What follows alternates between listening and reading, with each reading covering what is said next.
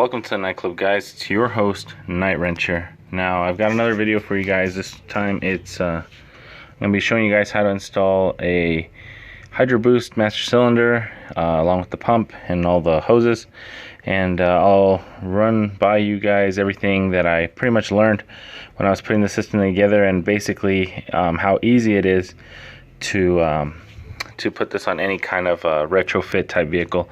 This particular system is going on my 1975 Dodge D100, and it's got the LS motor. It's a 5.3.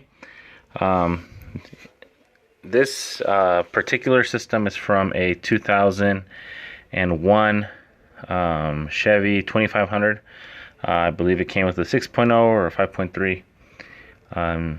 It doesn't, I know that these the engine and the HYDROBOOST sort of match, but in reality they don't. There's a 5.3 out of a 1500. This one's out of a 2500, and the whole system is pretty different, and I'm going to be outlining that for you.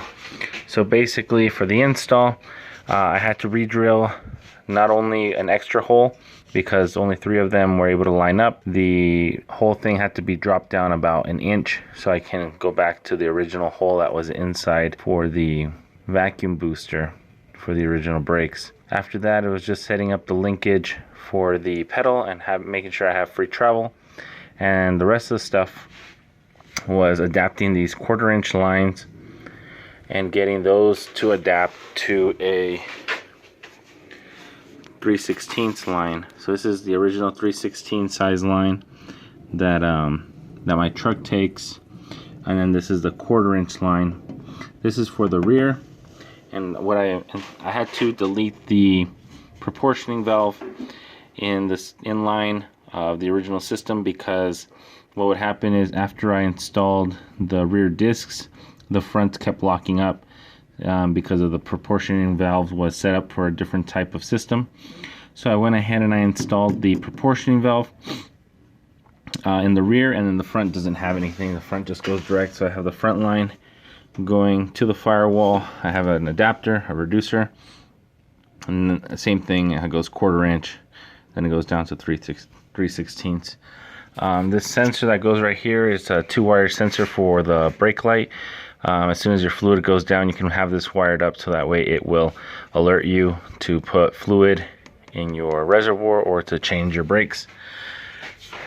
I have 3 hoses coming out of a regular system. Usually your options are like the SN95 Mustang, the Astrovan, and then the HD master cylinder, which is not as popular as other master cylinders, and the reason for that is because of its just general size. The Mustang master cylinder, I believe it's longer, but it's also a lot like more condensed, narrower. And then the Astrovan HYDROBOOST is just a smaller unit that a lot of people seem to really like. I really wanted the high capacity for this truck because I'm going to be towing. Decided to go with this system because on this particular vehicle it had front disc and rear disc, and that's what I have on my vehicle, so it should have a fairly good transfer to my system. So you got the 3 lines that I was talking about earlier. One's going to be your pressure line, one's going to be your return line, and then one's going to be the bypass line that goes to your gear. So you got your feed line. This will be usually the line that's on the back side. It'll be this line right here if you decide to go with this booster. On some of the Fords, it'll have 3 lines that'll come up, and then it'll come up and go this way, heading out that way. Usually the biggest line, the fattest line, is the feed line for the booster. Then the smaller line goes to your gear. So on your gear you have two lines. You have the big line, and then you have the little line. One is the pressure, same thing, and then one's the return line. So you're gonna hose together the return line for the gear, and then you're gonna put it together to the return line, which is this one that has a hose clamp. This one's gonna go back, and you're gonna tee that off, and then that's gonna go into a pump. This one right here. So on a lot of systems that come factory HYDROBOOST, the power steering pump will have 2 separate returns. One's going to be for the gear, and then one's going to be for the HYDROBOOST. So it'll have 2 different returns. On this system, you could just, because I don't have that specific pump, you could just tee them together and then just have the tee run into the side of the pump for the return, and then the pressure line will be the threaded one, and that'll go, like I said earlier, up to that point right there. The pump, inside the pump, there was this, this is what they call a Saginaw pump. I guess that's the manufacturer. This is the factory power steering pump that was on my 318, my 1985 318. And if you look back here, it's almost the exact same pump as what's inside the 5.3. Saginaw made pumps for Ford, Dodge, and Chevy. So a lot of these pumps are actually pretty interchangeable. What you're gonna need to do if the stock line doesn't fit, or if it's pointing in a different direction, these little fittings behind these pumps, you can remove them, and then you remove the little fitting, and then that you can remove the fitting off of the one that's on the LS. You can pull that off, and then you can put the new fitting on, and it should match up to some sort of thread. One thing that I learned is all these hydraulic lines, they're all pretty much the same thread pitch, so it's not too difficult to match up the right hoses. What I did with mine, I ended up using a couple different things. So I used the stock. I looked it up for a 6 liter, and that's what this hose is. This is a stock 6 liter hose. After I swapped out the fitting on the back of the hose, this hose was able to plug right into the back, and then I was able to screw that right into the feed side of the HYDROBOOST. And then for the line, the bypass line for the gear, that's this one right here. I took the stock 5.3 line that I had, and I just bent it like a lot. I put a lot of bends in it, unbent it, and then straightened it out, and then bent it in other areas, and then that gave me the length to put that here. And then the line for the return, I was able to use the stock Dodge line, and then just cut the end off, and then that's where I put the T for the return.